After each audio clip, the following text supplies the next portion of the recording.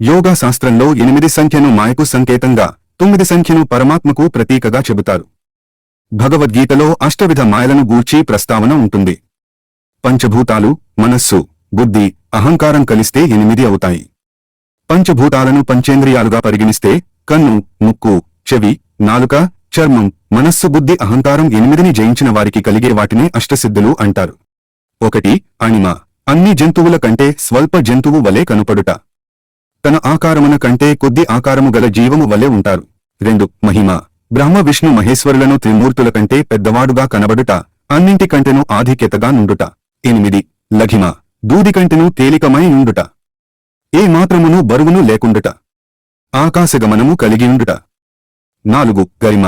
బరువుగల సమస్త జీవముల కంటెను, సమస్త పదార్థముల కంటెను బరువై యుండుట, ఇనుము కంటెను విశేష బరువుగా నుండుట. 5. ప్రాప్తి. కోరిన దానినెల్లా గలుగజేసికొనుట. ఏ ఆకారం కావాలంటే ఆ ఆకారంలోకి మారిపోతారు. కోరిన చోటికెల్లా క్షణమాత్రములో వెళ్ళిపోతారు. కోరిన వస్తువునుగాని జీవమునుగాని తన యొద్దకు తెప్పించుకొనుట. 6. ప్రాకామ్యము. ఆకాశగమనము గలిగియుండుట. తన శరీరమును వదలి త్రిలోకసుందరమగు యవ్వన రూపమును దాను గోరినంత కాలము బొందియుండుట.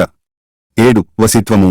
సమస్త జంతువులను దుష్టమృగములను పెద్దపులి, చిరుతపులి, సింహము, మదగజము మొదలుగుగా గల అడవి జంతువులను, మొసలి, చేప, తాబేలు మొదలుగా గల నీటి జంతువులను, సర్పములు మొదలుగా గల వాటిని మచ్చిక చేసి వశపరుచుకొనుట. 8.